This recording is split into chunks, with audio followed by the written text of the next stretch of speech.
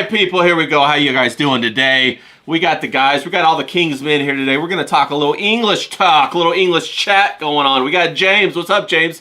Good to see you, bro, from across the pond. How's it going? You doing all right? Nah, man, I was spunking all my best lines in the background. I think I'm going I to start know. calling me Mr. Premature Ejaculation. I was popping off all these good one-liners, and now I'm fresh out of fucking material. John's Yeah, we're gonna have carry the to. stream again. We're gonna have to redo that. We also got Hujan, the host Hujan, all the way over from across the pond as well. What's up, Hujan? How you doing? Good to see you. How you doing today, bro? Not doing too bad yourself. Like, Doing pretty I hope good. all chat's doing well as well. Yeah, doing pretty good. Doing pretty good. Good to have you here. We're gonna talk a little England talk today, and then we got John. John from Miami. We got to spice things up with a little bit of John from Miami. How you doing today, bro? Doing great. Glad to be back on. It's always a pleasure. Yeah. I'm gonna have to work on centering your guys' pictures a little bit, so I might do that throughout the chat. I had them zoomed in a Hands little up, bit. don't shoot, no guns, people. Don't bring guns to a streaming Yeah, fight. no guns, no guns. But what I wanted to talk about today, I wanted to get James and John on here, and John as well, and we are going to talk a little bit about England. And one of the funny things that we were chatting about backstage was about how interesting the different English accents are. And as soon as John came on, James, what'd you say? You said, "Oh my God, he's posh. What's going on?" What does that even mean? What's the story there, James? How'd you know? It's like you would like say, I'm like fucking, what am I? I'm like Gangs of London, and he's like Downton Abbey. You know what I mean? It's like, when I saw him, Honestly, I was like, fuck me, this is Orlando Bloom. You know what I mean? I looked at him and I thought, because I'd never seen him in the flesh, right, up close. I was like, fucking hell, this guy's Orlando Bloom, mate. He's got the look going on, innit? He's got like, Right. he's like back there, got the look. And it's like, it's kind of like that thing, innit, where I'm like I always say to John, I'm kind of like meat and potatoes, like street guy. And it's like you see like Hujan, and he's like, you can tell the different accents. So I was like, I'm like South London, South Coast. I don't know where Hujan is. I'm not going to say. I don't think he wants to say it. It's none of my business where he is. But you can tell the different accent. I think that's completely fine. Yeah, Bournemouth, that's yeah. fine. I had a mate of mine that went to University of Bournemouth. He went, and I went there once. It was all right. You know, the birds are quite nice in Bournemouth, so you're a lucky sod. You know, so good there, I think. Is that a more posh place than Hujan where you're at, or what's the story on that? I don't really know, to be honest. I wouldn't say it's more posh or anything like that, to be honest with you. I think it is just a difference in accents. But, like, that's the thing as well, is it's not like I'm any more posh or anything like he is. It's just literally a difference in accent. It's an accent. It's where you are, and that's how you sound, isn't it? Yeah, that's it. And it's like that all across the country. It's like you go from like the north of this country all the way down to the south. You have got the sandbanks, though, haven't you? Come on, be fair. You got the sandbanks, haven't you? Yeah, we have got sandbanks. It is absolutely. Look, Ray doesn't know about sandbanks. No, what is sandbanks? Sandbanks is where all the rich footballers live. Yeah. It's basically like, I guess it's like one of the richest places to live in the country. And then just by it, we've got like all of like the Sunseeker and stuff like that as well, where like all the celebrities have all their yachts made and stuff. So it's like there's quite a lot going on down around this way.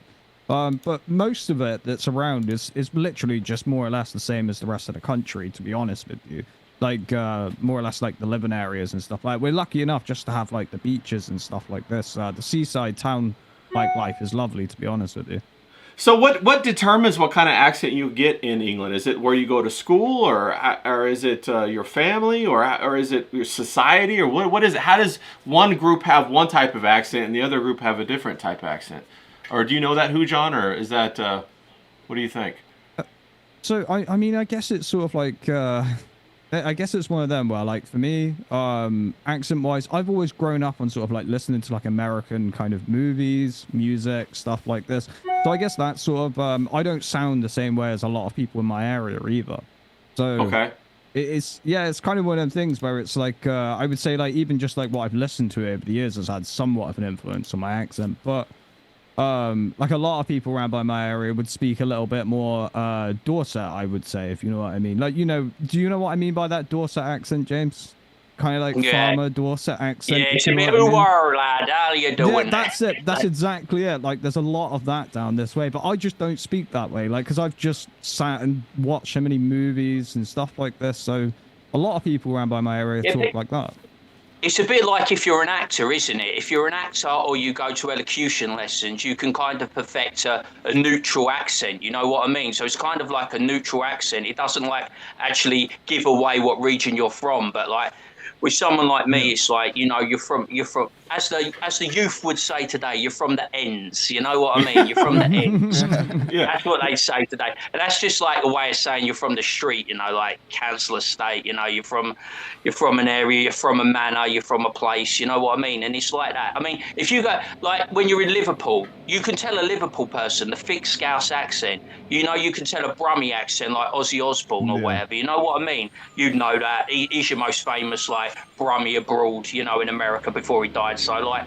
It's like that. It's just the region that you're from, and you get it from your parents. You get it from the schools you go to. You pick it up from the area.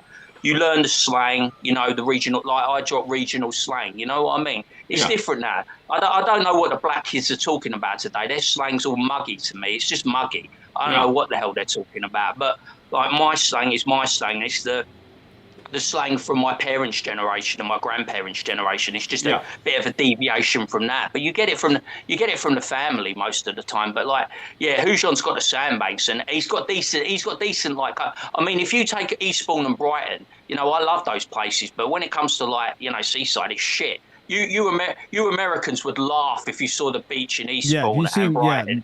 You would piss yourself. He's got pebbles, pebbles. So it's no sand. No sand. No pebbles. Yeah, It's pebbled that's it. beach. It's like, nobody shouldn't come here for the beaches, to be honest with you. Like, England is shit for beaches. Like, nobody should ever consider it like a place to go to the beach or anything like this. I don't really know what much of it is good for. Now, I mean, maybe Nuki's good. Nuki's a good spot. I like Nuki. I like a bit of Nuki myself, but I don't think I'm talking about beaches. Okay. You would like it because that's the surfers, isn't it? The Nuki is the surfers. Oh, do they have surfing in England? I guess they do. Nuki, they do. Hey, Hujon. Nuki. It's not Nuki. It's Nuki. No. So, Hujon, do you sound like your parents then? With your accent, do you guys sound similar, or do the children sound different than their parents? Would you say? I would say me and like my sort of like brothers and sisters, like we all sound the same, but like my parents, they sound like different sort of things. So again, sort of like different generation as well, sort of like I don't know, things kind of move fast, and then with television and stuff like this, it's just Well, that's crazy. Yeah, so like a lot of the older generation, like I say, they have this very like farmer kind of accent. Like, it's really hard to do, to be honest with you. I should be able to do it better, but James can probably do a better impression than I can. Yeah, no, it's a bit like it's a bit piratey. It's like I like a pint of cider. It's like I'm a cider drinker. That's how they talk. It's kind of like if you imagine Johnny Depp in Pirates of the Caribbean. It's a bit like that. Yeah. Now, James, do you sound like your parents with your accent? Do you sound like your parents? I look and sound just like my dad. Okay. I told you. I am. There's no way that my mum was a bit naughty. Yeah. You can tell I'm my father's son in every single way. I look like him. I act like him. I idolize him. He is my absolute fucking idol. I love him to bits. Yeah. I'm my father's son. That's awesome. That's the way it should be. Now, John, I'm going to ask you a question. Do you sound like your parents? Do you have a similar accent to your parents? Are your parents more Cuban, John? I know you're not English at all. No. So, no, my dad, he grew up in Cuba. He came over when he was 16, hung out in Mexico for a year waiting for paperwork, and got into the country at 17, moved up to Jersey. But he's been here so long, and it was a different time back then where immigrants... Well, Cubans kind of learned a bit of English in Cuba back then, but when they moved here, it was like, we need to learn English. There's not enough Spanish speakers for the kind of crazy stuff we have in Miami now.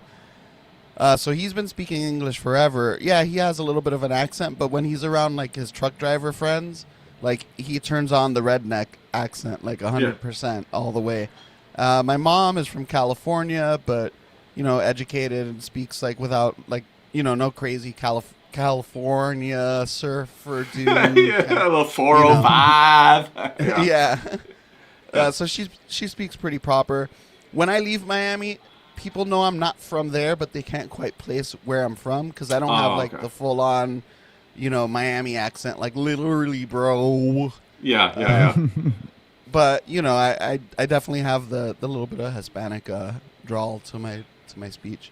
Yeah, that's awesome. I don't sound like either one of my parents. My mom has a big, thick Kentucky accent. My dad has an accent too, and I just grew up mostly in California, so I don't really have one. I went to high school in Kentucky for 2 or 3 years, and then back out to California. I had to get out there real quick. You know what I'm saying?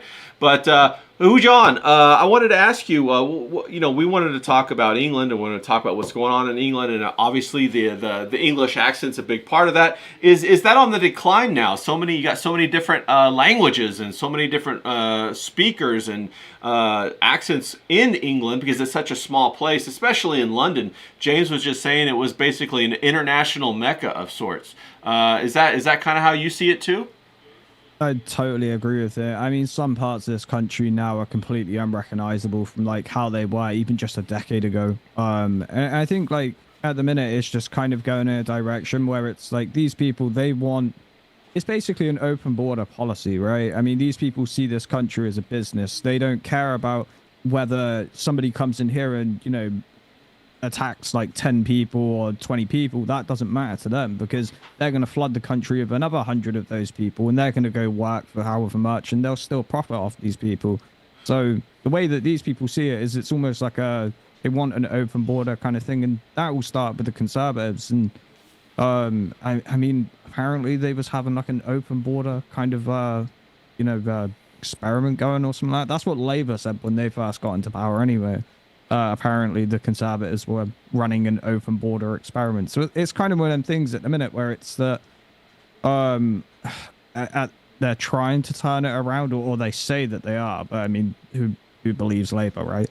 Right. When was the first? Can you say the year that you first noticed the impact on, like, maybe you're going down the road and you're starting to notice other types of shops or other types of like your neighborhood is changing or something like that. Can you remember when that was? Was it like a couple years ago or 5 years ago or 10 years ago? So for me, it's been a lot more kind of recent, I would say, and it's because it's drove more down like from the north down to the south of the country. Like that's kind of the way that this has traveled. So like it's all started out in like areas like Birmingham, for instance, being like one of the most affected areas, and then that has just kind of made its way down. And only now, like literally only now, we beginning to see like we're having like these new neighbors pop up everywhere and stuff like that aren't from here. These kind of things. So yeah, again, it's kind of one of the things where I guess like the impact didn't hit quite as quick as what it did for some parts of the north, like where James is, for instance, or just basically further north up that way. So I would say it's just kind of been like a slow kind of moving down the country, if you get what I mean. Yeah, do you think it was they targeted big cities first, and then that kind of there was a spread out from the big cities, or was there a particular like maybe a more liberal area that they targeted first? I mean, I think they realistically just targeted Birmingham and London first, and just kind of it's just expanded from there. I mean, it's just only getting worse. I mean. Yeah, James, you've all seen what it's like. Are you seeing the same thing, James? John's right. It's the perfect assessment when he said about the Conservatives, and I think the three big Conservatives. So, if you think post Margaret Thatcher, you had John Major. John Major is a European internationalist. Michael Heseltine was a European internationalist. Ken Clarke was a European internationalist, and that was taken on by Blair and Brown under the Labour regime in the 90s. And I first started seeing the changes in the late 90s. Labour was saying things could only get better, but what they did, and Hujon's right, they opened up the doors and they opened up the floodgates. And the first people that came over were the Eastern Europeans, like the Polish and the Romanians, and we hired them for cheap labour to do all our building work. They were all over the building site. You know what I mean? My father, he was a bricklayer, so they're all suddenly over the sites. You know what I mean? The building site's completely changed. It used to be like Irish, whites, black Jamaicans, Italians, you know what I mean? And suddenly they drifted away. My family's from Croydon, London Road, right? London Road was Catholic, Italian, Irish, black Jamaican, right? And now all that area is completely Muslim. Wow. Total Islamic takeover. Hujon's right. Birmingham was one of the first places they targeted. They targeted the big two cities. London, number one, Birmingham, 1A. They're the two big cities in our country. They targeted them. They've taken over. Because if you're an illegal immigrant and you come over here, you don't want to live in a small village. You don't want to live in a town. They all want to go to the big cities because that's where the money is. That's where the benefits are. That's where they're gonna just take a piece of their city, right, and turn it into a no-go zone. You're not allowed to say it. It's like when you're not allowed to. What's the other thing? You're not. What we always not allowed to say about immigrants coming in and the replacement theory. We're not allowed to say that, are we? Ava Lardinabrook always says it, even though it's true, the great replacement theory. But like, it's the same thing with no-go zones. You're not allowed to say it. If Trump says it, if Nigel Farage in this country says it, he gets pilloried from all corners, left and right. You know, the left and the fake right. You know what I mean? But they do literally take over an area. They've completely taken over Birmingham. Like when I told you, didn't I? You couldn't even have that Israeli football team, Maccabi Tel Aviv. They couldn't even play the football match over here because they would have absolutely, and their supporters, because it would have been a pitched battle, would have been a sectarian war, basically in Aston, in Birmingham. It would have been. It all comes down to those Middle Eastern kind of agendas, though, projecting onto this society again. But like, we didn't really have those issues before. Like, it's only been with the flood of immigration from Islamic countries that we appear to be having this kind of mass, like, chaos, I guess. Now, John, we are kind of seeing the same thing in America because a lot of our construction, and I'm thinking back upon it, was initially like the hardworking people, and then we had a whole bunch of Mexican hardworking people, and I don't know, probably where you're at, you probably have a lot of Cubans, and then we're slowly seeing that be replaced with even further South American people, and even people from other parts of Africa are now starting to come into America. So we're kind of starting to see something parallel. Is that something that you're observing as well, John? Oh, definitely. I mean, I'm pretty sure I've said it in here before, but you know, when I was growing up, Miami was like, there were some Dominicans and some Puerto Ricans, just because of proximity, but it was mostly Cuban. Right. And a lot of the older Cubans got pretty much like tired of what Miami was becoming because it's definitely like a young person's place. And moved to Tampa, and we still get Cubans. It's not, you know, it's not as prevalent and dominant as it was before. And now we have a whole lot of like Central and South American, pretty much everything except Mexicans. That's the one thing we just do not have down here. Yeah. But yeah, I mean, I think it's basically they're closing the border, and Trump is now talking about replacing the H-1B visa, which is like a temporary work thing, with like a residence program with the Indians. It's my pinned tweet. It's been pinned for like months now, ever since Trump first talked about it. And like the right was declaring it as like this huge victory. He's ending he's fixing the H-1B visas, but really it's like, okay, he's making that more difficult. The ones that are here are still going to be here without the penalties that he's implying on the new ones. And then he's putting them to the front of the line to become the new ones that are going to be coming in because, you know, companies can request them, are getting put to the front of the line as residents, which gives them a pathway to citizenship. So he's doing all the things that he said the left was trying to do, except instead of Central and South Americans, it's going to be Indians now. And Chinese, because 600,000 Right, students. right. That's facts. And a big reason why I wanted to have this conversation is because we're seeing the same thing mirrored over here that we're watching happen in England right now. For example, we just got Mondani in New York City. They got Sadiq Khan in London. And Sadiq Khan was just knighted, wasn't he? He was just knighted, Hujan. Isn't that true? And how he destroyed that whole city, and now he's getting a knight from Charles, King Charles. What's that all about? Being honest with you, it like fills me with so much anger knowing that he got knighted. Of all people in this country, somebody that could have got knighted or anything like this. I kind of feel as if it's one of them things where it's the guy hasn't done anything good for this country. If anything, he's taken lots of. Like, it's what people don't realize is he's sued the local police like lots of times. I think more than 10 times. So again, he's taking money out the taxpayer's pocket, even just there. And this is. What has he done to fix the place? I mean, even now, even with all of this pressure that's been going on recently, he suddenly was like, oh, there's been like a little decrease, but like it's gone straight back to the way it was. It's not changed or anything like this.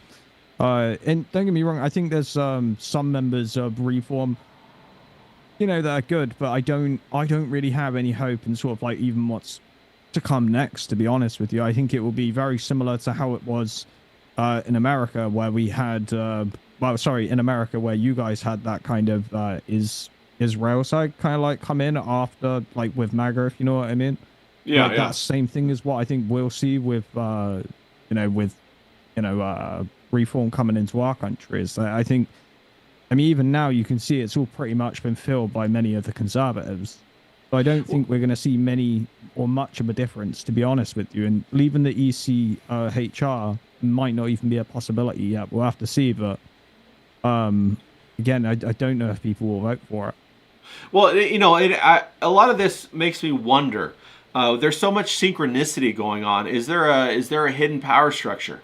Is there something else pushing it? Like, how come all of a sudden America is doing exactly what England's doing, and we see that in different parts of the world as well? There's different countries that are starting to do the same things, and how come it's all so synchronized? How come whenever we try to vote for maybe to fill a couple of potholes or to maybe to raise the minimum wage, there's this big debate and it rages on for years, But all of a sudden, bringing in 500,000, a million, 2 million people in a year from another country. There's no debate. It just happens.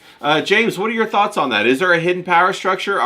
Is voting a dead end? With regards to Sadiq Khan, he was a Bloomberg project. Bloomberg has so much influence in this country with what we call metro mayors.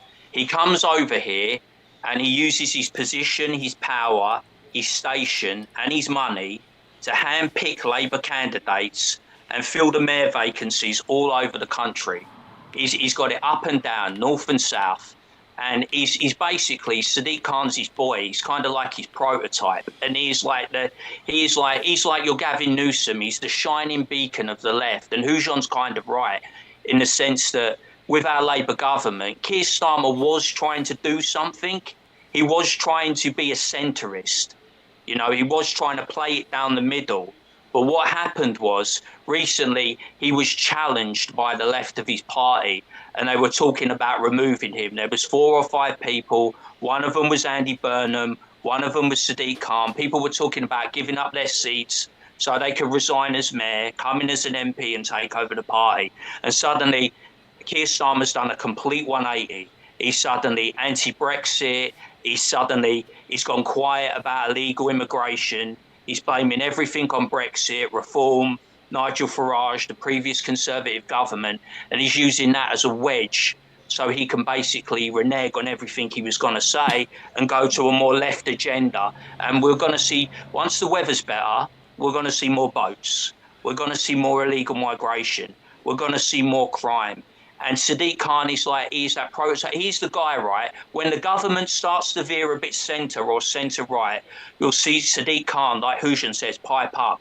And he'll become an antagonist within his own party because he's got so much power. You think, Keir Starmer's Prime Minister, he's the most powerful person within Labour in the country, but he's not. The 2 most powerful people within Labour in the country are Sadiq Khan because he's Mayor of London, which is the biggest city in the world alongside New York, and Andy Burnham because he's Manchester. He's like, they call him the king in the north.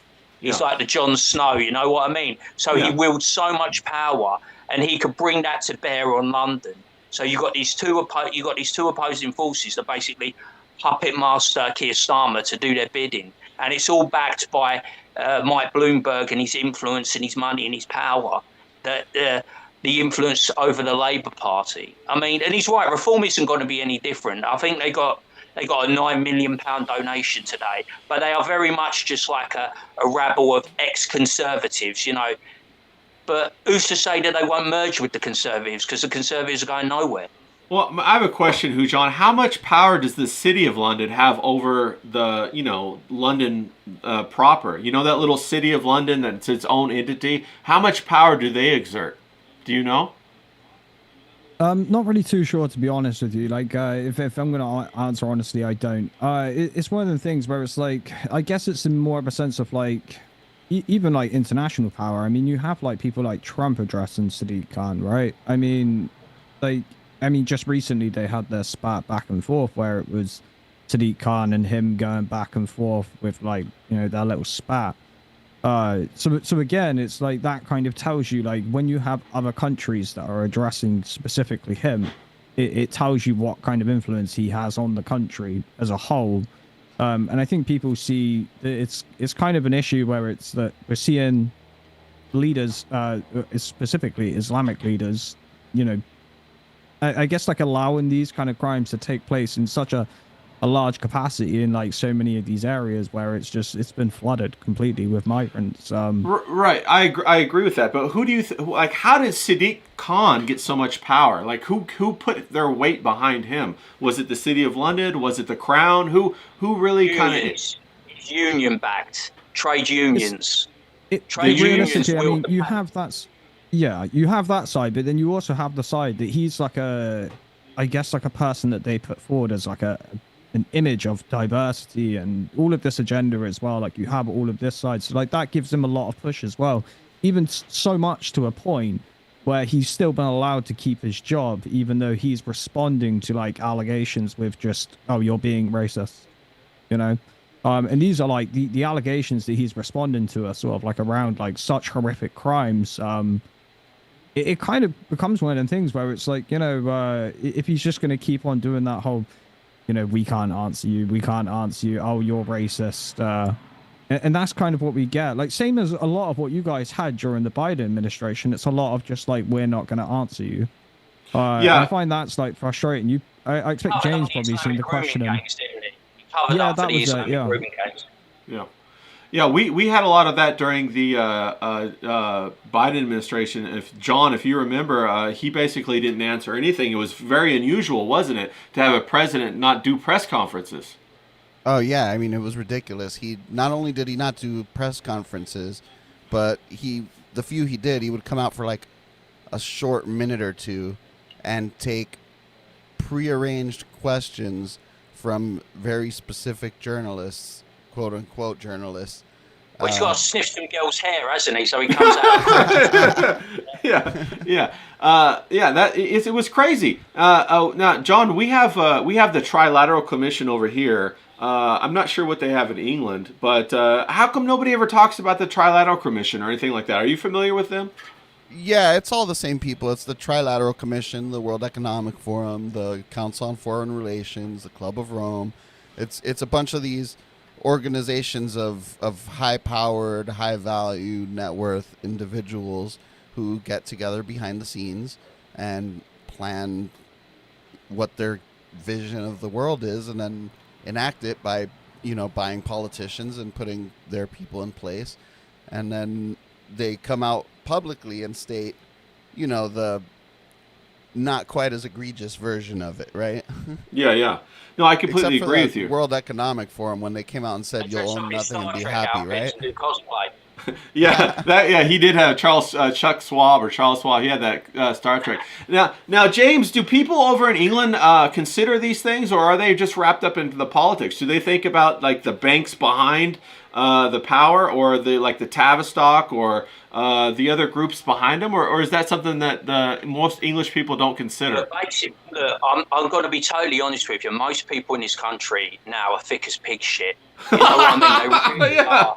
They are so stupid. Yeah. They don't know their arse from their elbow. I've told you, they just literally say, "Hey, idiot, get on a bus, go around the country and protest said right-wing person." That's it. And you go up to them, right? And you ask them a question, and they're going, "We're not talking to you. You're a racist." And it was like Hujon was saying, right? Sadiq Khan's, he always uses this, and he uses it for the Conservative woman who sits in the London Assembly. He's like, "Are you racist? Are you racist against me? Are you anti-Islamic?" He uses that as a weapon, and he's protected because he's a European. He's a Europhile. He loves Europe.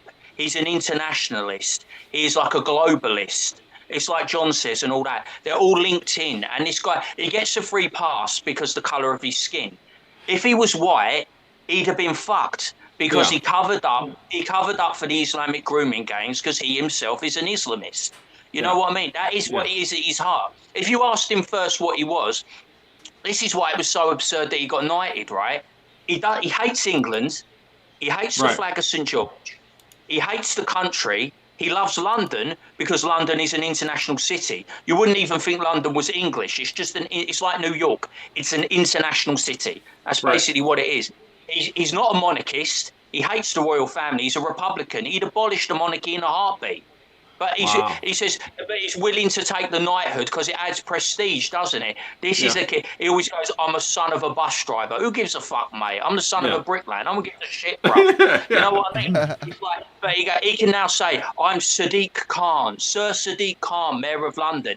He's like, he's got that Napoleon complex because he's shorter than Tom Cruise. You know what I mean? He's like 5'2.5". So he's Yeah. got this inferiority complex. So this just boosts the man's ego, and he's just drunk on power. You know, being mayor of London is like being fucking. It's like being the richest guy in the country. It's so much prestige because you are the main player. You are the big guy in London, and you're like Hujon says, you're recognised around the world.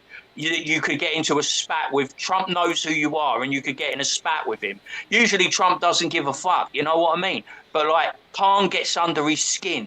You know what Yeah. I mean? Because remember when he was president first time around, he did that big baby blimp, didn't he, of Trump? And there was Oh some yeah, I massive remember that. Yeah, I remember that. and he mocked him, and there was about 100,000 in the streets of London. And Trump rightly has held a grudge ever since because we've just had like the Chancellor of Germany over here, and he gets the Rolls Royce treatment. He's treated like he's the best thing since sliced bread. But when Trump comes over here, Khan treats him like something he stepped in, like a piece of shit. He shows him no respect. He shows no respect for the country, no respect for the office. The man is a complete arsehole and an antagonist. And he thinks he's selling this country, but he doesn't sell it to the biggest market, which is America. We want good relations with America. You know, we always want. It's like they go on about a special relationship. I think that's a load of bollocks. But like, we are close. We Yeah. are very Yeah. similar as countries. It's just you are very much on a larger scale. We are Yeah. like the smaller version, but we share a lot There of is- similarities and traits. And Yeah. you get people like Keir Starmer and fucking Sadiq Khan that would like, no, we can't deal with Trump. We're just going to antagonise him and ridicule him and mock him. And it does no good for this country. You know what I mean? We need a good relationship with America because Europe's a basket case. Yeah. I see that. The funniest thing I saw on X today was a black woman, right? And she was going on about all the Somalians in Minnesota. And she was like, "We got to get rid of these fucking Somalians." Wow. man. They You gotta what? go What? back." Wow. There was a black woman on X, right? And she was proper black. You know what I mean? Yeah. And she even recognises that these Somalians are not one of them. They're completely alien and different. They're not like the blacks that you know and I know and we know. And she's like, they got to go. And that was the funny thing. See, even black people recognise that. And that's what I'm saying. But yeah, eventually, that's it. It's not skin color; it's culture, isn't it? Like that's Yeah. the It's thing. culture. Yeah. Yeah. And I think again, like going back to sort of like what you were saying a moment ago about there being so many connections and how that kind of reflects to the USA. You would have noticed that leading up towards the sort of like election in the US, you had a lot of people from this country trying to interfere with that. They were even going there and trying to vote, if you remember. Yeah. They was heavily supportive of keeping the Biden administration, well, would have been the Kamala Harris, keeping them in office. And like a lot of what you would have seen sort of like over there, like even right down to, remember they was going on about creating songs or whatever about Trump and the eating cats. You Yeah, had oh, this yeah. and it's like, yeah, you Joke's had this hilarious. and well, that's it. You had this in this country as well about eating the ducks, and people were on about creating a song about Nigel Farage and how he was mentioning about people eating duck. Again, it's right down to like even small details like that. There is an exact reflection of what's happening in both of our societies, and if you pay attention to both of them, you'll see it so much. And I think that's kind of the thing right there. Is it's just I don't know, like the way that I see it is that you see these kind of like big influential people come into these countries, such as you've got Larry Fink, you've got Bill Gates, people like this. I think these people are a big part of it, to be honest with you, like large investors like this. And that's what Keir Starmer was looking for, was a lot of investment. Well, that's the truth. Well, he's embracing China, isn't he? We just started to embrace China. We're turning away from America, and we're embracing China. And Keir It's Starmer insane said, to me. yeah, he says China. Keir Starmer said China is a national threat, not just to England, but to the rest of the world. But we're embracing them. We're taking their money. They own half of London, the Chinese. The Russians are going and China are buying everything up. They own half of London, the Chinese. And we're building big embassies. You know what I mean? We're building a big embassy for the Chinese. And yet he says that they're a national threat, but he says we can't walk away. We've got to embrace them. And yet he's turning away from America, who are our historical friend and ally. Yeah, that's wild. Go on, Hujan. Well, if you look into the two different societies, you'll be able to see that there's no other societies in the world that are more alike than the UK and also the US. Like, there's no other societies like that in the world. And the thing is with that is like, again, it all just keeps on leaning more towards this like anti-American narrative. And more of that seems to surround the Russian topic. There's been a lot of this sort of like anti-Russian push, whereas Trump seems a little bit more not pro-Russian, I wouldn't say, but he's definitely trying to step away from the war. And he sees that there's a lot of issues, obviously, coming from Europe's side. I think anybody can see that with half a brain. And that's the problem at the minute, is that, you know, you have our side, which is still continuing to support Ukraine, even though they're engaging in false flag attacks. The country is riddled with corruption in a sense of like the finances that we're sending there. Again, it makes no sense to continue supporting Ukraine, and that war will only continue on as long as we choose to support it. If we cut off all funding tomorrow, Ukraine would have to back down, give up a portion of territories, and that is it. No more people would be continuing dying. Yeah, this is one. No, I was going to say this is one of the main reasons why I say, you know, natural or the politics that they present to us doesn't make any sense at all. So therefore, it must be invalid. This concept of like two houses, you know, we have the Republican, Democrat. You guys have liberal, and the other one. What's the other one?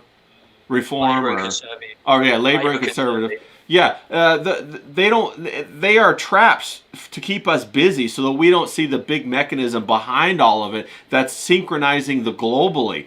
With these, I think it's like these banks, the Trilateral Commission, these other things, and the war in Ukraine is just to make it, you know, to change the landscape over in that region of the world for the next 10, 20, 30, 40 years, and to change the way that the international trade is conducted. I agree that China's insane. You know, I've been to China a couple of times. I've been all throughout from South China up to North China. You know, the image that China presents as being powerful and rich and wealthy is not the truth. They maybe have like 4 or 5 cities that are nice, and the rest of the country is absolute like third world disaster area. And you know, they're trying to funnel those kind of things into like our state, our country, your country, other European countries to lower the bar of the standard of living. And my question is, you know, what's this group behind it? Like you said, you got Peter Thiel, you got Bill Gates, you got these different billionaires, even Elon Musk. You know, over here in America, they're building all these AI data centers. You know, they're breaking laws. They're not doing it. You know, what happened to all that green energy? They threw that out the window. They're going to do these AI data centers that take more electricity than some small countries, bro. It's wild. And they also use methane turbines that you have to get a special permit to use. And the methane turbines are as big as a building themselves. And they don't get the permits. The AI data center that they built down in Memphis, Tennessee, has no permits for its methane turbines right now. And so they're breaking all these laws, and they're going forward, and they're basically debunking all of the concepts and all of the propaganda that they've been pushing on us ever since the 80s. It's all changing right now. Did you ever think, do you ever think to yourself how crazy it is that a terrible comedian from the Ukraine, who had no political experience or background, became the president of Ukraine, got himself involved in a war, and dresses up like a toy soldier and turns up to America and the UK every 5 minutes with a briefcase and fleeces us for billions? I don't know how it is in America, but we've got no fucking money in this country. We're bankrupt. Yeah. People are starving. They're homeless. They've got no jobs. And this guy just rocks up every 3 or 4 months and leaves with a fucking briefcase stuffed with money. Yeah, he's just an actor, in my opinion. Hujan, what were you going to say? Yeah, I was going to say, you guys probably seen him come to America like not too long ago when he sat down with Vance and Trump, and they kind of gave him like a hell of a grilling over the war in Russia. And he sort of like ran from there to our country and like was hugging Keir Starmer outside of number 10, like some kind of like sympathy hug or something like this. It's the most pathetic thing I've ever seen in the world. But again, it's just, I don't see any point in supporting the Ukraine war. I think leaning away from Russia has only pushed them further towards China and created us more issues in the future. It makes no sense at all. And Yeah, a lot of that's being... Go on, Sorry, John. I was just going to say a lot of that's being done just based off of like small kind of interactions that we've had over them just recently. Even now, I just recently mentioned in my Ukraine video about the whole poisoning situation that happened in Salisbury. And they're literally just now bringing this up again, and it's years later. There's no reason to bring this up now other than it being about supporting Ukraine. Yeah. Those kind of things, like I said in my video, even before that come out, is like they're the things that they're not like letting go of. Like these are the things that they want Russia to be held accountable for, but they've not actually chosen to go through something like international court. What they've done is done a anti-Russian propaganda mission for the past however many years. No, that's true. That's true. It is a European group. They go under the name the Coalition of the Willing, right? So every time Trump tries to thrash out a deal, Keir Starmer will get together the Coalition of the Willing with France and Germany, and they'll just basically try to unpick everything Trump's trying to do to end the war. Like Hujon says, they just want to continue taking the money. They want to continue to facilitate a war that Ukraine have no prospect of winning. They want it to continue. Trump would have ended it. He would have ended it a long time ago, but the Europeans just won't allow it. Now, John, I got a question for you. Do you remember when Trump said that he was going to end the war his first or second day in office, and he hasn't done that yet? What are your thoughts on that? Can he not end the war, or did he just kind of get in line with everybody else? I think he just can't end the war.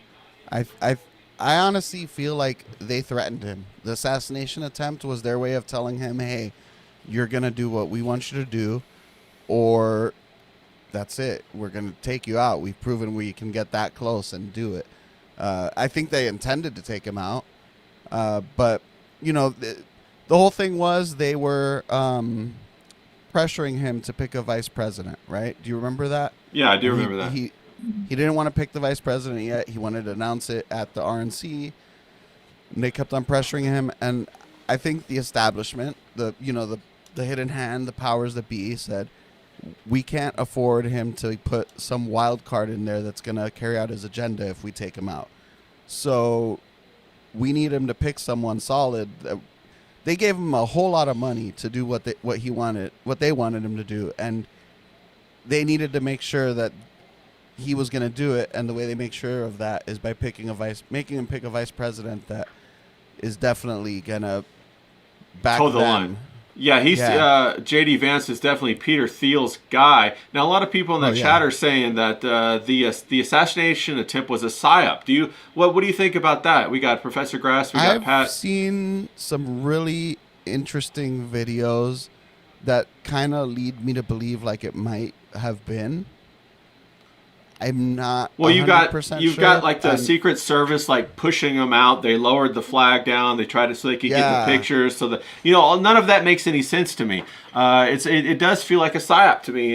And maybe you're right. Maybe they were saying, hey, we could have gotten you. We could have really killed you. But instead we did this thing to give you a boost. It could have been a psyop too.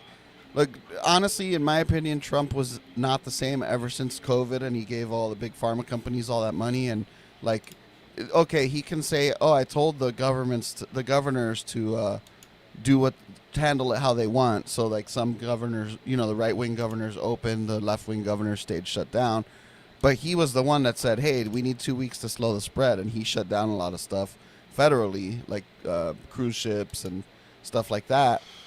So he started it. Even if he says, "Oh, but the governors stayed closed for 2 years," or whatever the blue states were.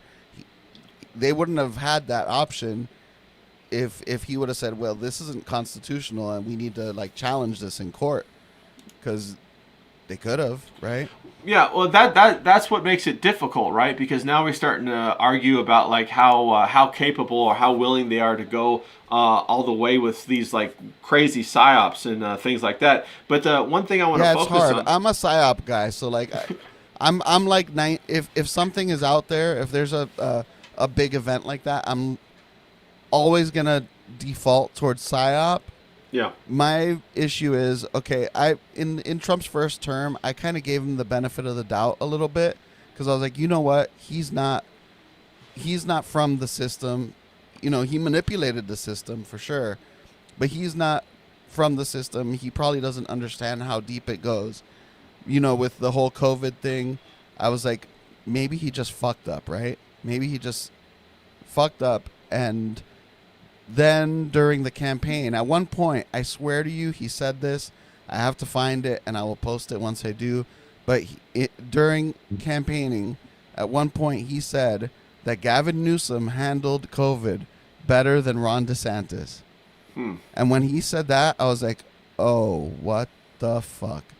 And I was like, at that point, I was like, you know what? Kamala's going to be terrible for the country. I don't want Kamala in office. It depends on who he picks as a vice president, whether I'm going to, you know, be able to jump on board with this. Then the assassination attempt, whether real or alleged, happened. And then the RNC happens, and he picks, you know, Peter Thiel's buddy, the CIA PSYOP guy, who was an ever-Trumper, who said that Trump was a Hitlerian threat and that he feared for his poor immigrant wife and all this other, like, crybaby. Well, and also he shit. changed his name 3 times, and he also married a big Indian family and brought them in, and so he's basically changing the look or the image of what an American family is, and so that's pretty wild. But John? Go on, John. Finish your statement. I'm sorry. Well, I was gonna say, so like, I lost trust in him once he picked Vance. I was like, oh no, this is gonna be bad. Then the first 100 days were really good, except he was doing the same thing that he did the first term, which is he wasn't passing anything as legislation. He was executive ordering everything, which, as we all saw, once Biden got in, he undid all that shit. Yeah. So I was like, okay, well, he's doing good. Maybe he just needs his people in the Senate to start writing legislation, which they never did. Yeah. And then after the 100 days, it just all started falling apart with, like, him, you know, giving that speech where he said, we're going to turn Gaza into beachfront property and move the Gazans out. Yeah, that was wild. That was wild. And then they bombed Iran. And then all of a sudden, you know, there was that really strong meeting that he had with Zelensky where they kind of, like, got into it really bad. And I was like, okay, at least he's fucking pushing back on this fucking joke of a politician, right? John, I'll tell you right there how I knew it was all theater. Is because, do you remember there was supposed to be that big gasoline pipeline that was coming through Canada, and Biden stopped it when he came into term? Trump never put that back in. So right then and there, I knew it was all going to be a joke. I knew his entire presidency, the second term for sure, was going to be a joke, because he never reinstated that fuel pipeline, that gasoline pipeline, that oil pipeline. And so I was very disappointed in that. I didn't even realize that he canceled that. In any politician, man. What was that, James? The truth is, you should never put your trust in faith in any politician. It's like a shit choice, isn't it? It's like get stabbed or get poisoned. You know what I mean? You got this. You know, they're all arseholes, really. You know, it's like what's going to be least worse. That's what it really boils down to most people. Oh, definitely. It's like, they say one thing to get elected, and then the powers that be put their hand on their fucking shoulder, and they get in line and they do what they're told to do. That's basically how it's always been. It's always been like that in the UK, and I'm sure it's like that in America. Yeah. James, is that where we're at now, where we don't have faith in either? There's the political system's basically purely corrupt. There's no... Who can point it out? The great white hope is Reform and Nigel Farage, but if Reform and Nigel Farage are just going to be made up of discontented conservatives who've let this country down for years, you know, people at their heart that are internationalists, pro-European. When I am an English nationalist and an isolationist, I'm being, you know, it's the choice. I vote for them because what else have I got? But I know when they get, if they ever got to power and Nigel Farage became prime minister, he'd just be like a conservative prime minister. You know, you wanted Trump to shake up the system, didn't you? You wanted Trump to be a renegade. You wanted Trump to drain the swamp. You know, in his second term, John's right. He's just an executive order guy. Has he passed any form of meaningful legislation You Well, know he what I did. mean? He passed that big, beautiful bill, which is going to add $4 trillion to the debt in the next 2 years. And what's going to happen? You know this, I know this, Ray knows this, and Houjon knows this. He's going to get his ass handed to him at the midterms, and then he's going to be a lame duck president. That's Yep. that. It's over. He's like, why is he dilly-dallying? Why is he delaying? Why hasn't he got a sense of urgency about doing something and passing meaningful bills that will help Americans, good, hard-working, honest Americans? Why isn't he doing that? There must be some reason, because he's the president. Surely he can do it. Yeah, who, John? Is this what you're seeing too? That the political thing, we keep running into these glass ceilings. That no matter what, we're going to go this direction that the billionaires and these large corporations want us to go in. Or is there going to be a breaking point? Are people going like? Can there be a breaking point? What do you think, who, John? For me, I look at it and I'm just like, I think, while don't get me wrong, there's a lot that Trump hasn't done that he should have promised, right? Well, he shouldn't have promised, sorry. But as time's going on, I don't know, I kind of look at like what Kamala would have been. And like you look at like who our VP was going to be, it was Tim Walz. I mean, you've seen his wife, she's a fucking potato.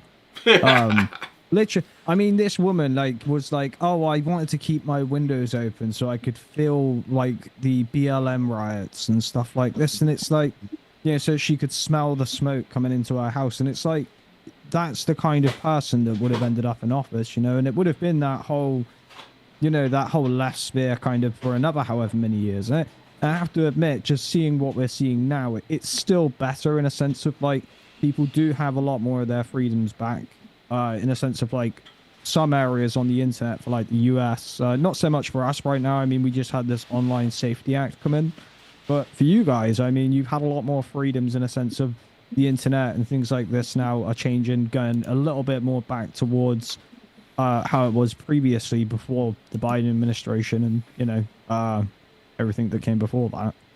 We're on the verge of becoming a mass surveillance society. That's what I was going to say. Yeah, we're heading like China. Mass surveillance. You know, we got digital IDs.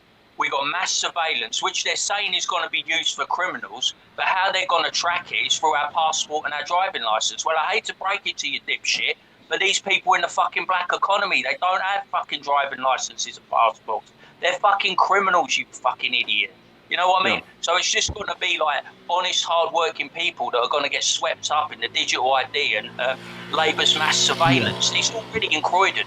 Croydon in South London is the most security cameras, most surveilled like place in the country, and that's where I'm from. And they're going to bring it in fucking everywhere, and all in the major big cities. So it's just going to be like fucking the start of the football factory, where they're about to meet up and have a ruck and have a fight, and you see all the security cameras tracking them like this. That's what our life's going to be like. You know what I mean? It's shit. Well, it's I saw that they were trying the most watched country in the world. Yeah, I saw they were trying to outlaw vehicles in some of the cities, except for like taxis and whatnot, and trying to make them all pedestrian or bike riding or whatever. That's wild. How is that even going to happen? Who, John, is that? What's going on with that? Well, this is the thing now. I mean, they talk about doing this whole one world government. They don't want families to own more than one car and stuff like this, you know. And even eventually, I mean, I've heard them talking about in some places, is it Canada, where they're talking about some places they want it so like you don't even have like car or house ownership or things like this. Like, again, it's like taking away, like almost like taking away property rights. It's like stuff like that. Again, I don't really know how that kind of fits into societies where people have obviously invested however much they have. Well, there's a very interesting thing that they're doing where they're trying to make fractional ownership where you can buy a fraction of a house, and they're trying to turn, you know, like all of the houses or all of the real estate or all the cars into this thing where you can invest Bitcoin, like percentages of Bitcoin, and own like maybe I own 3% of my neighbor's house, or I own, you know, whatever. And so they're turning it into a complete speculation market. So, you know, nobody's going to be able to afford a home anymore. I think it's kind of at the minute, I mean, the housing market, say for instance here, is completely crashed. Like, I mean, it's gone to complete shit. Like, truthfully, I mean, like trying to go for housing or anything like that in this country right now is, I mean, you have anybody who has the money to get out of this country, they're leaving, you know. It's not worth it being in this country. Yeah, if I had the money to leave this country, I would if I had that much money. Because again, it's the amount of tax, it's the amount of these kind of things. You'd thrive better in other places. So it just makes no sense to stay here.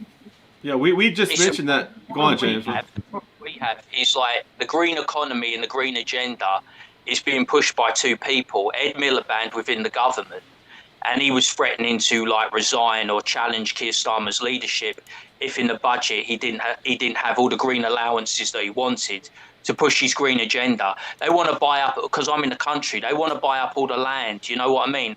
They want the farming land. They're putting inheritance tax on farms up so high that they ain't going to be able to pass it down to the next generation. So you know Yeah. that land's going to be taken over to have wind turbines and shit like that. And Sadiq Khan, he's the mayor of London, so he's doing it for me. He wants to be the most green city. He wants to be the biggest green city in the world. He wants a green economy in London, so he's pushing that outside the government in London, and Ed Miliband's pushing it nationwide within the government. He's the climate change minister. Now, John, I want to ask you a question. This green thing just seems like a complete scam. You know, it doesn't even seem like they believe it. They're building these AI data centers that consume so much electricity. They're even hooking them up to nuclear power plants, and they're even starting to build more nuclear power plants. What do you think about that, John? Is the green thing dead? Is it a scam? Are people seeing through it with AI now? No, I don't think people are seeing through it. I mean, it's always been a very partisan thing, you know, like if you were anywhere near the left, you were like, the earth is dying and we need to stop all the carbon emissions. And if you were anywhere on the right, you know, your opinion ranged somewhere from like, yeah, we got to try and reduce things, but we can't stop progress, all the way to fuck the earth. It's not a real thing. It's a psyop, which is what my opinion has always been. It's, you know, it's a plot to tax the air we breathe effectively, because if we're, you know, we breathe in air, we breathe out carbon dioxide, right? Yeah. So it's literally just a way to tax the air we breathe. There was some science that came out recently that kind of, from what I didn't read through the study or whatever, but I remember the reporting on it generally was like, this pretty much debunks all the climate stuff. And yeah, I don't think we're past it, because left-wing people are still gonna, you know, believe what they believe. That I don't think there's any way around that. Well, and the data centers, as nuclear power is actually very good. Like, whether you agree with the whole climate change stuff or not, if you do, it's a green energy, right? Because it doesn't, you're not burning coal, you're not burning any there kind are of no fossil emissions, fuel. right? Yeah. But the left somehow got terrified of nuclear because of, like, was it Chernobyl, I think? I don't know. One of those crazy events scared the left. And then Elon is actually talking about, he wants to put giant solar panels in space and power AI from space and bring it, you know, send that power down to Earth. I don't know how he plans to do that, but that's his plan. Three Mile Island is the one that scared everyone. Yeah, what's up, D2? I don't know how to say your name, bro. D2 is Imibu or whatever. Good to see you, bro. No, I think the whole green thing is a complete scam in order to shape a society. You know, the concept of carbon credits, you got to ask yourself, who issues those carbon credits? It's just like printing fake money and then shaping who can do what, who can open a factory. It's like the communist government already. You know, in many ways, that's what I see is when people have these ideas of Mother Earth and all this kind of stuff, is because they're kind of thin-headed, you know, or thick-headed, however you want to say it. They don't even understand how the world works. They don't understand that you cannot create nor destroy matter. You can only change its state, and every state will change back at some point. And what the hell's going on with that? You know, and it's really infuriating that we have to shape our entire society based upon manipulations of and lies. It's doublespeak, really. John, I'm going to ask you, what other kind of doublespeak is going on in England that are giving people this concept? Like, I know in America, in Florida, they just said they're going to send the Haitians back to Haiti, and everybody's all mad about that because they all say that they're engineers and doctors. Is there something like that going on in England? I mean, more here we have this kind of narrative of this like cost of living crisis that they're throwing on us, and that kind of all came in the Boris Johnson administration. And he basically told the country that they'd have to suffer for Ukraine and stuff like this. Yeah, that was it. That's basically what they said. I mean, people were fully on board with it. Like, that's what's insane about it. People were fully on board with it, and then this has all kind of gone into this whole anti-Russian energy kind of thing. Even though we was one of the least dependent, countries on Russian energy in Europe, we ended up stepping away like a lot more in a time when we're trying to do this whole like go green. But I honestly think it's just an excuse to just make people pay more for less. Like, again, when it comes to your energy bills and stuff like this, I don't think it's a wise time to be trying to move into sort of like this green energy sector or anything like this when we're paying through the roof to other countries. We can't afford it. Our economy's shit. Everyone's complaining. Our country's in complete chaos. Like, this is not the time to be trying to go green or anything like this. It's stupid in my opinion. I'd say it's the same situation for America. There's huge culture shifts going on right now, and I just don't think it's the right time, to be honest with you. Well, we had a complete green energy scam under Obama where he gave like $2 billion to some green energy company, and they packed up and shuttered their windows and said they went bankrupt. So that was a complete scam. James, it makes it hard to pick up women. Bro, where do we find women when all this is going on? In England. Just to follow up on what Hujan was saying, it was announced today that Europe as a whole are going to withdraw from the Russian energy market. You know what I mean? Completely going to withdraw from the Russian energy market. And that's going to put up prices across Europe. That's going to put prices up in the United Kingdom and Ireland.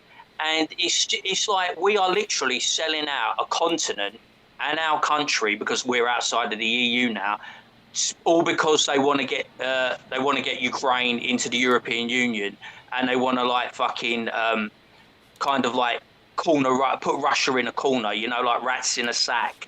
It's really like Hujan was saying, it's anti-Russia movement, and it's like it's a fucking disgrace, man. Because like it's nice to be on a panel with a fellow Englishman, because people see me moan now for weeks and months.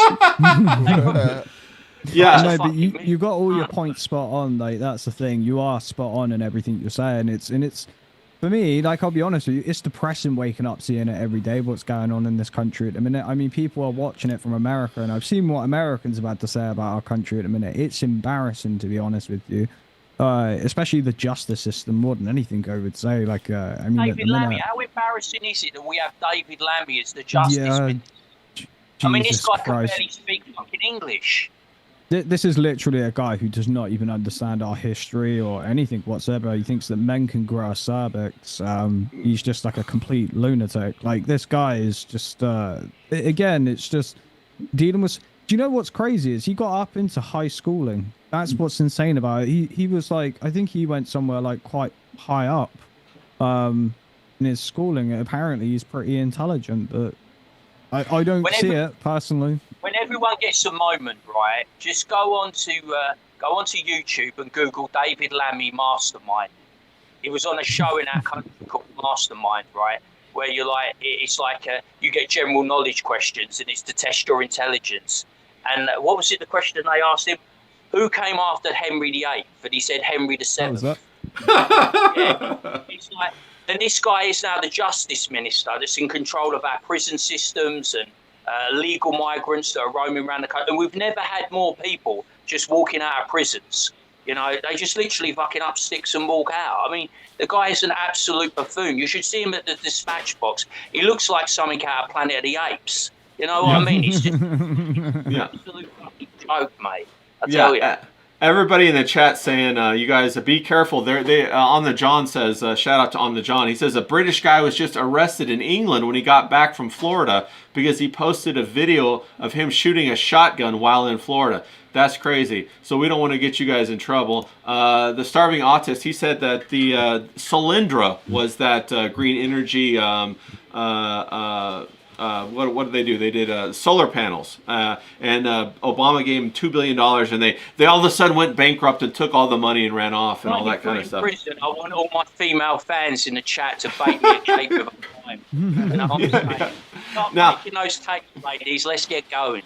now, a lot of people don't know, but England and Germany and Russia, they were all cousins at one point. What's up with the Russian hate? Why is there so much Russian hate? What's going on with that? James, do you know? Do you have a sense of why that is? I have no idea, to be honest. I just think it stems from authoritarian leaders, what people deem to be authoritarian leaders. Putin is a strong man. Putin is Russia for Russia. He doesn't want to play ball with the European Union. You know what I mean? It's like, if you look at the people that are strong, right? It's Xi Jinping in China. He don't want no fucking immigrants, does he? You got Vladimir Putin. He don't want no fucking immigrants. You've got Donald Trump. He doesn't want no fucking immigrants. They want, it's like America for Americans, Russia for Russians, China for the Chinese. They don't want to see. They look at Europe and they don't want that blueprint for their country. But like you said, there's these outside forces that are trying to. I've said this before. They don't want countries. They don't want borders. They don't want national identities. They don't want national flags, and they don't want national anthems. They want to make it one big homogenous group where you can just literally go wherever you want. You know, there's no borders anymore. Probably you can just like pitch up and turn up. You know what I mean? They want to get rid of. In England, they have literally eroded national identity. We have no national identity. You can't find it anywhere. You'll find it in someone like me. You'll probably find it in someone like Hujon. You know what I mean? Different accents. He's a better educated, better spoken guy. I'm a bit more rough around the edges. You know, but it's like that joking aside. But like it's like you will find it.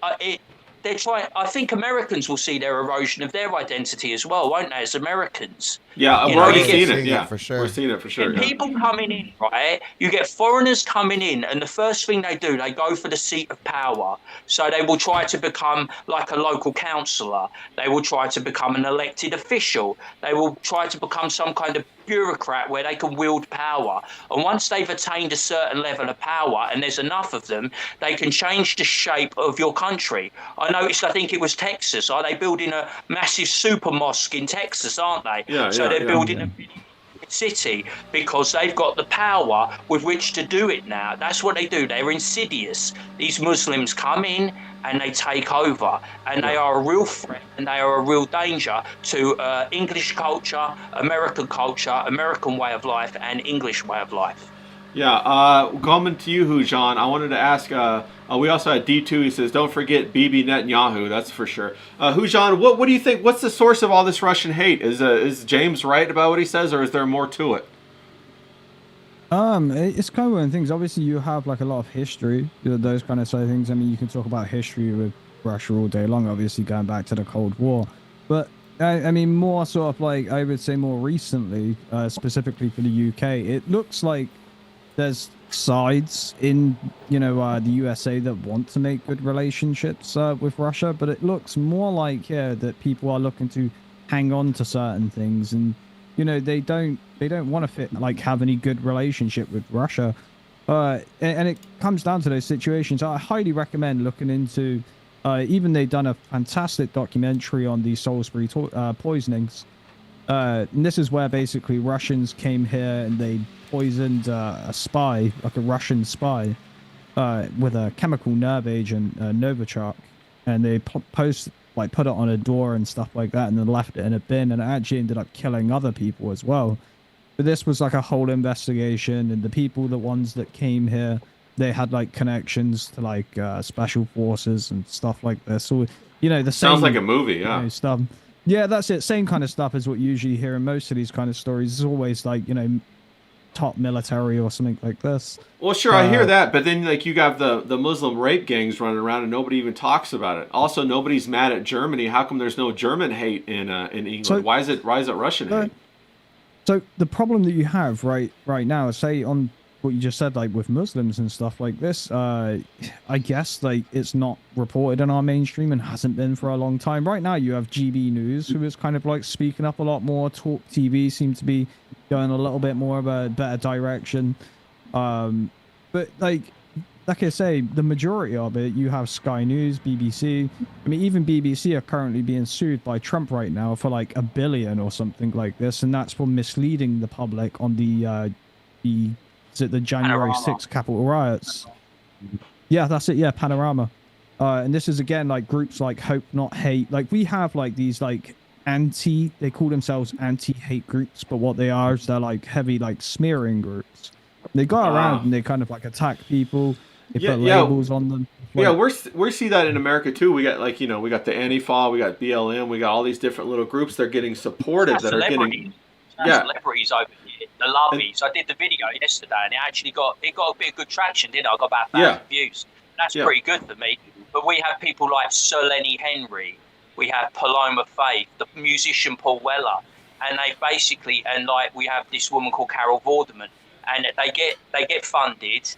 And they're very big presence online, and they can influence people. And what they do is they basically when it comes to the next general election, they'll run candidates. They'll be like, right, how do we stop reform from getting this seat? We'll do a pact with Labour and the Green Party where we'll pull out, and only a certain candidate will run. So they manipulate the vote. You know what I mean? Because we're not like you. It's not a 2-horse race. We have like fucking 10 to 15 candidates, you know what I mean? So hold on real quick, James. Hold on real quick. I dropped your audio out. I gotta put it back in.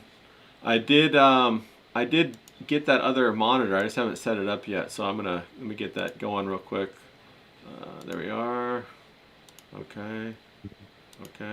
All right, you should be back now, James. So it's just in this country, it's a heavy manipulation with celebrities and vested interests. How they will try to stop, say like a Trump in this country, trying to get any kind of influence. And it's like we have GB News, which is quite good. Like Hujon said, we have Talk TV, but you have to understand it. We're very top heavy left wing. You know, everybody was worried in the chat that the police came and got you, James, because you froze up. But no, he's okay. James is okay. They can't keep me down. Women, it's okay. I'm still here. You still got your chance with the great man. Don't worry. They're saying don't get fat in jail, James. Stay thin. It's like fucking. I'm just saying, it's a rigged game, isn't it? I think you have it in America. Trump's like an anomaly, isn't he? He's not going to be. He's like, it's a rigged game, isn't it? It's like it's a fucking rigged game where it's hard to get it break through and get that candidate. Well, I want to believe that Trump is an anomaly, but then I remember he's the one that brought in COVID, the vaccine. He brought in all that, and it would have never happened. They go bad. Politicians always go bad. You know, it's the hope. That's the reason there's a saying. It's the hope that kills. We're crying out for hope in this country, and like Hujon says, we don't have much of it. I mean, it's going to be a pretty miserable Christmas this year for a lot of fucking people. Yeah. Right. Now, John, AOC, she got scouted in a talent contest to become a senator. Were you familiar with that, John? I heard that. Yeah, Ocasio-Cortez, whatever her name is, the big booty Latina that Alex Stein is always flirting with. No, she was a bartender that went to a talent scout. Search, and she won the talent scout search to become to run for senator, or whatever the hell she is. And now, she has $28 million is her value. What the hell is that all about? And it's like they put the most retarded people up there. Now, she did have a nice ass. I'm not gonna lie. She did have a nice pair of boobs. She's getting kind of fat now. But what the hell's going on? Yeah, she was like a crazy. She's got the crazy eyes. You can still see those. No, she'd make a great girlfriend. I'm not gonna say if you can handle her, but not a great senator, right? She's more of a bartender kind of level. She's not what you would call a genius or anything. She's a perfect puppet. And then you got that chick up there in Minnesota or whatever that married her brother, and that all came out. She's a Somalian, and she married her brother, and like the truth came out. She really did marry her brother.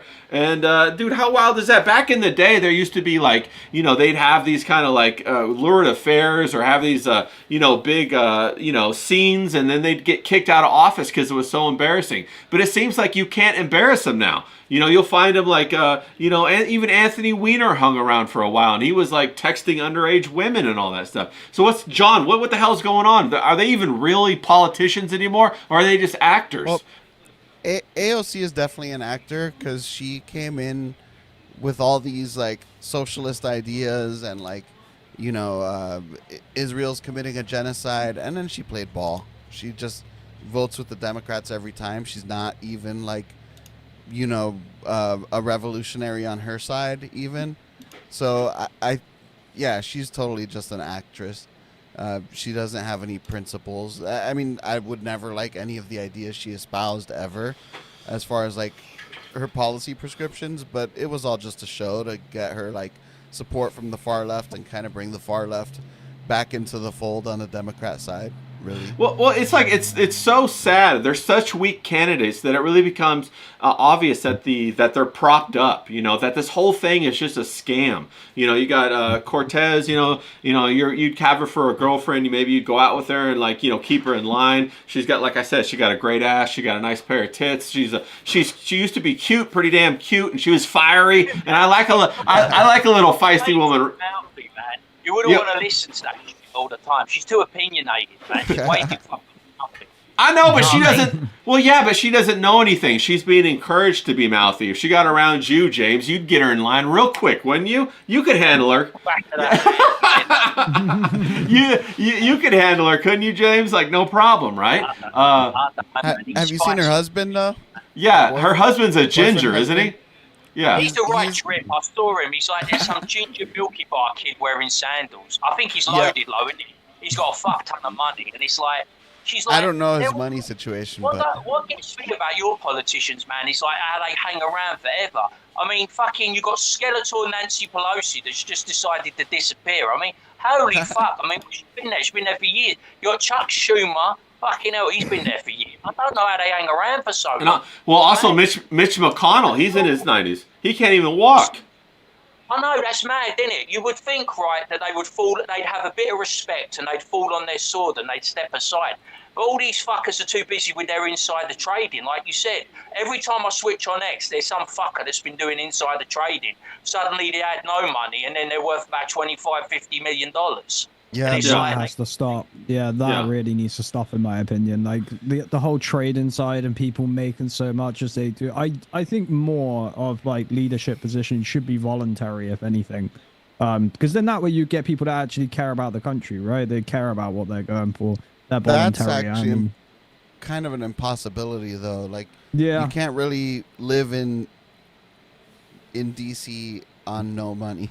No, that's true. It's one of the most expensive cities. But I'm saying country. the majority of people that do end up in power, though, aren't exactly like not wealthy, though. If you know what I mean, it's not exactly like they need the money. Well, yeah, because some of them are kind of like humble beginnings types, and then they get in there, and then they become wealthy for sure. Well, there's definitely about power corrupting, absolutely, isn't it?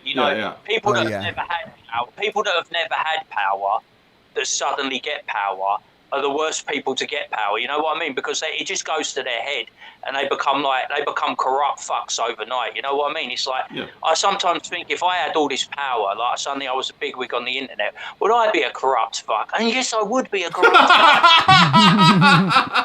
Yeah, I'd come to your party, James. I'd definitely come to your party. My influence to get all the women, I'll be like, yeah, come on, do some. Yeah, why not? Well, what's that girl that you talked to online? When her chat? What's her name? The one with the nice big, huh? Yeah. Thinks I'm after a green card. I'm like, no, I'm just after sex. It's like, yeah, it's pretty straightforward. Yeah. You know what I mean? Yeah. There's no conspiracy theory on that one. I just want to give you a bit of the action. You know what I'm saying?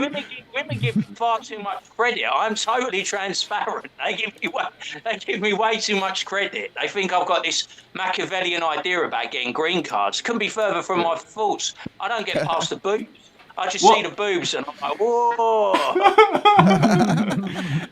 No, that's the facts. Now, John, I wanted to ask you, whatever happened to Doge? Remember we had Elon come in. He was supposed to like wrap it all up, fix everything up, make everything like fiscally tidy. What happened to that? It went away. Yeah, he was saying we were going to get $1 trillion of savings every year. And he found, I think it was like 250 billion, which is not $1 trillion, but any savings at this point is great because our debt is our interest payment is over $1 trillion every year.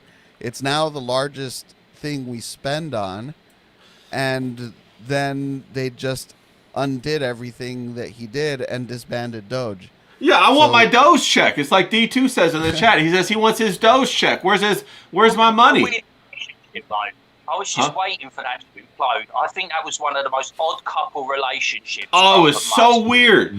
That was so weird. When Then Elon when he brought used to turn up at the White House with his mother and his kids. and his kids son. started- Yeah, that was weird. And his son said something mean to Donald Trump in the Oval Office. That was very strange too. John? Going forward, what's our strategy here? As an everyday average guy, do we? D2 says the Black Eye Club. I 100% believe that. But as we're the everyman, the every guy, we're the average guy here. How do we go forward? Do we just focus on making our life better, being excited? Do we go along to get along? Do we think about voting? Do we just observe it and kind of take the clown pill and try to have fun with everything? What do you think, John?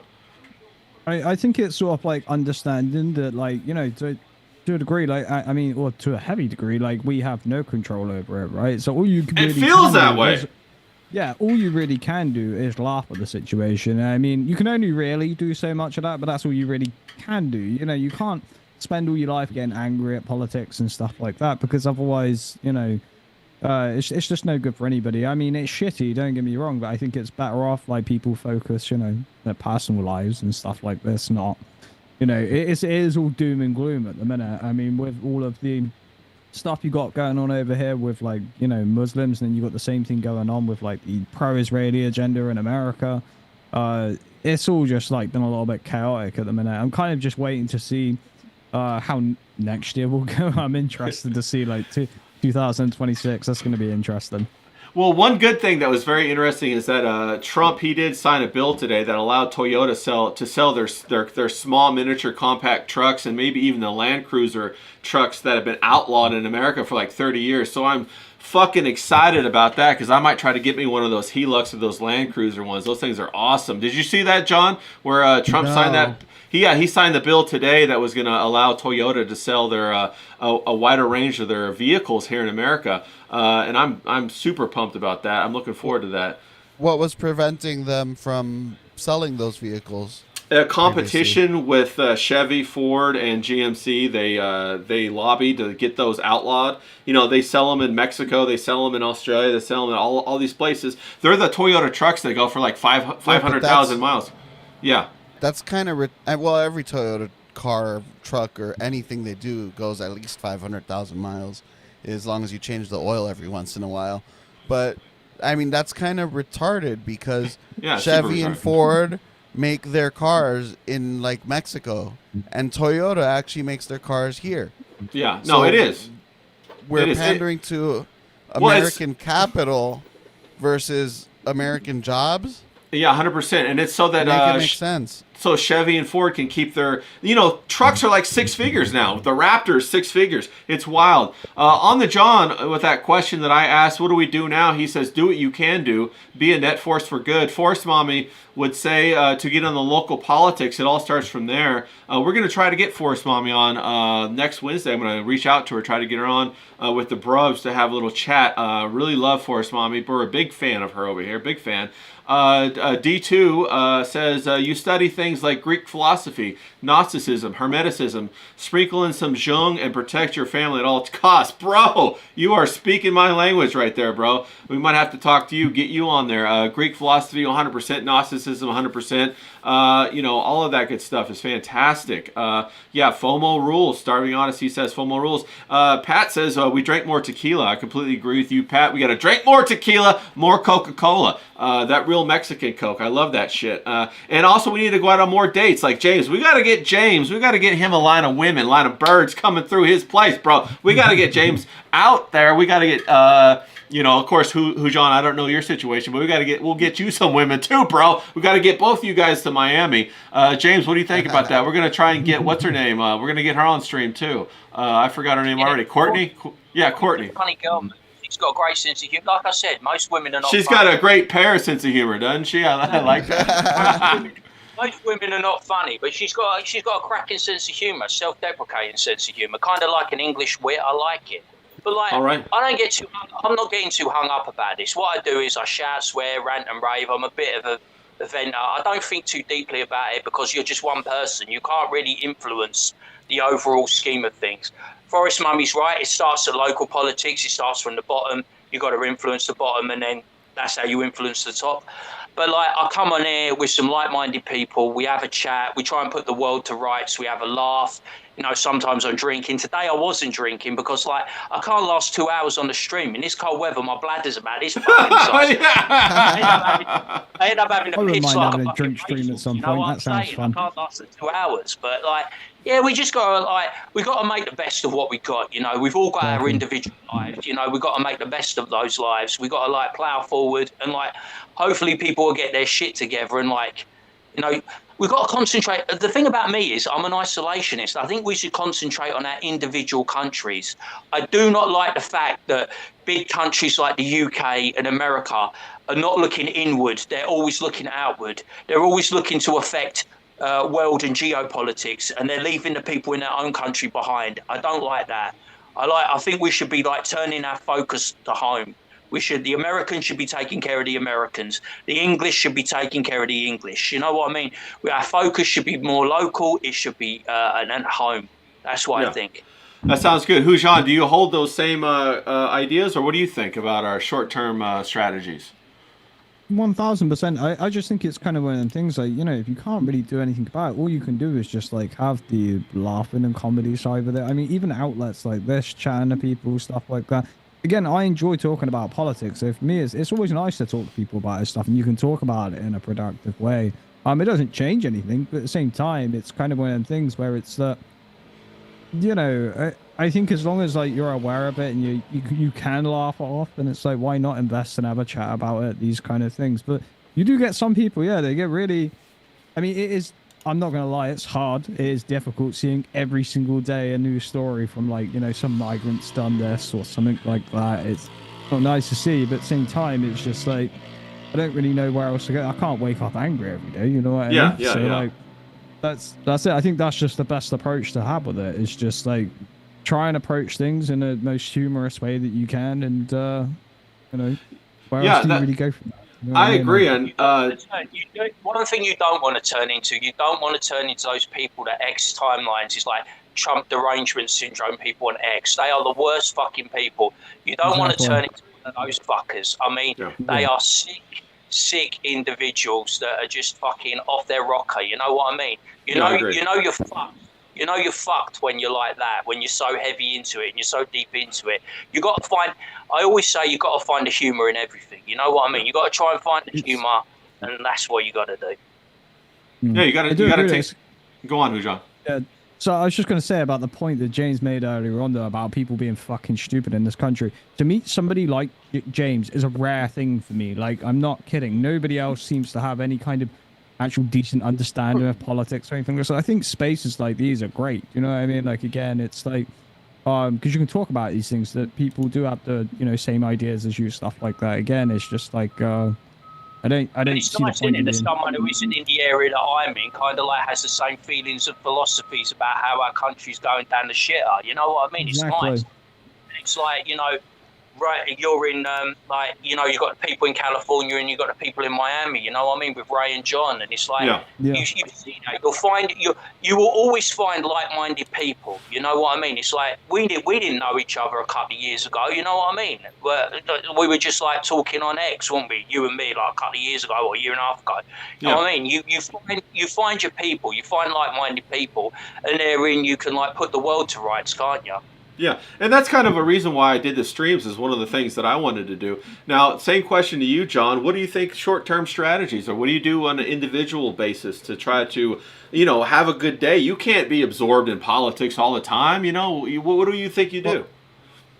I think what Forest Mommy says about the get involved in local politics is definitely a good start. Local politics are definitely the ones that are going to affect you personally the most. Where I feel like it's wrong is that I don't think you influence from the bottom up, like I think it was. I said that. I think I it was said who? that. Oh, okay, it was James that said it. I said that. At least not in the States. You know, Ray, because you're from California. Back in the day, California legalized medicinal marijuana.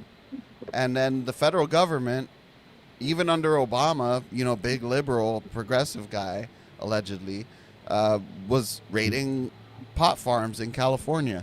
So, like, yes, I agree it's the best way to influence your own life, but it's not going to be immune from a government that's willing to just step on all the bounds, you know, habitual line stepper. Habitual line stepper. Yeah, I was gonna say that. Charlie Murphy. Charlie Murphy. Love it. We're gonna wrap it up here pretty soon, so you guys be thinking about your final thoughts. One of the things that I was gonna say is that yeah, I don't believe you can necessarily change anything from the inside, especially when that machine is taking support in the form of taxes from you as it is. Like, it's taking artificial support and forcing it from us in the form of taxes, in the form of sales tax, property tax, tax, your income tax and all of that. So you can't really fight that. I think what you have to do is kind of just get excited about your life, get excited about something in your life, and try to be the best you can be at that, and then let that overflow into the relationships around you.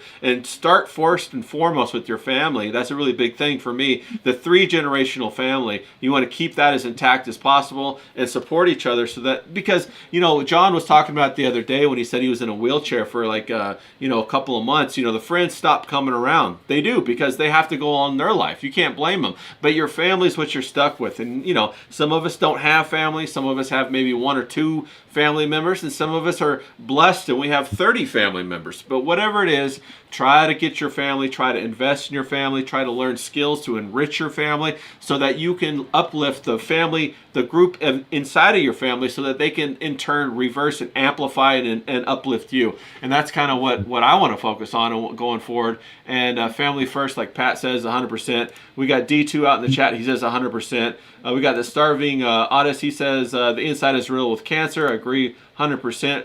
We got on the John over here. He's saying keep it going, preach. Yeah, so I agree with all those kind of things. Income tax, sales, Professor Grass says sales tax, death tax, life tax, property tax, and coming soon, breathing tax. And so completely agree with Professor Grass on that one. Don't start taxing boobs, we'll be all right, lads. Don't be taxing those tits. Yeah, leave the tits alone. So, James, we're going to come with the final thoughts, and we're going to wrap this up. What are your final thoughts on all this? I'm glad that we're here. I'm glad that we're a bunch of like-minded people, and these little spaces give me a little bit of an uplift to continue on my day. We got back to back. It was a bit of a ropey one last week, wasn't it? It was a bit messy, but these last 2 streams, last 2 days have been good. I've enjoyed it. They've, when they breeze past, 2 hours seems like half an hour. I think I said that in a short video. I like it like that. It's a good chat. I like being around like-minded people, but also we have difference of opinion sometimes, didn't we? We see things different because I'm an Englishman, Hujan's an Englishman. You're American, so we kind of see things different sometimes. But it's good crack. It's a good laugh. We've got to keep this going, Yeah. And go follow the lads. Go support them in their endeavours, and everyone, stay sexy and have a good evening. Yeah. Hujan, what are your thoughts wrapping up? What are your closing thoughts? I mean, again, for me, like I said, I think it's more just kind of, people should just focus on the comedy side, try and have as much of a laugh with things as they can. Again, I just don't see the point in getting too wrapped up in all of, being down about everything going on. If it's out of your control, what's the point in being down about it? And then on top of that as well, I want to say thank you for having me on as well, Ray. And, you guys as well, thank you for the engagement and also the chat as well. I want to say thank you for coming and watching. Yeah. Yeah, where can people follow you and find you and all that good stuff? You can find me on Twitter, Hujanis Hostin. Okay. Fantastic. And you're going to be more than welcome to join us on the Bruvs on Wednesdays. And I'm going to definitely be joining a lot more in the future. I'm going to be hosting my own live streams soon as well. I'm actually hosting one tomorrow, so I'll be doing my first one tomorrow. Excellent, excellent. Yeah, going on from that. Fantastic, bro. And John, what are your thoughts wrapping it up? Yeah, I mean, I kind of agree. I mean, it's good to stay informed. It's definitely good to get involved in the local stuff. But, shit's gonna get fucked up no matter what we do. We can only change so much. So build a strong community, try to stay positive, and get through it. And Yeah. another thought: if you're gonna bring on both Forest Mommy and Brooke, we might have an issue with James pulling out his weapon. Yeah, yeah, James. Yeah, no, we're gonna get them both on. I'm gonna try and see if Forest Mommy will come on next Wednesday, and or what works for her, and then we're gonna try and get Brooke on as well, and we're gonna try and get James to flirt with her like crazy and have a good time with that. You know what I'm saying? No, but that's what we want to do. We want to have fun. So I really appreciate you guys coming on. Come on, it's fun, man. It's fun to flirt with women. That's Yeah, what you you gotta- want to do. You don't gotta wanna have be that like these spice. The worst thing I see on stream, right, and this is I'm hypercritical of most streamers, like 99.9%, I always say. But you see the blokes, right, and they're like rabbit in the headlights. It's like they've never seen a woman before. It's like Facts. Yeah. What do I say? You know. Yeah. All right, darling, as tricks, you've got a cracking pair, you're funny as fuck, you know what I mean? Just have a laugh. Incels, dude. Incels. Yeah, there is nothing better than an attractive woman giggling. I love it when attractive women giggle. It is like music to my ears, bro. Like, James, you feel the same way? Yeah, I do. I love it. I think Courtney Brooks streaming, and I'm gonna be straight in her chat, and I'll be saying, "You know what I said? It's funny as fuck, isn't it? Right? Yeah." Yeah. I like her face, and go, "Yeah, look, she's flicking her hair. She definitely like that one." You know what I mean? That's definitely. I'm like, did you see the smile on her face? And I'm like, fucking, I just love that shit. I live for it. It's like the best thing. Yeah. Women, it's the best thing. It's like the ultimate. And like, don't be like the worst thing. I've always said to you, innit? I said this to you from the jump. The worst thing if the worst thing that happens to you is an attractive woman tells you to fuck off, then you're golden, mate. You've made it. Because it's like the lottery. You just buy another ticket. Plenty of women, mate. Plenty of women. Now, that's what I want to tell everybody. Get out there, kick some ass today. Get out there and flirt. Give me a knuckles, everybody. We got the bruvs we got going on right here. We got more guys coming on. Go flirt with somebody today, okay? Get out there and make somebody blush. That's what we want to do. So let's fucking go. Come on now. All right, we're out of here. Get to work, people!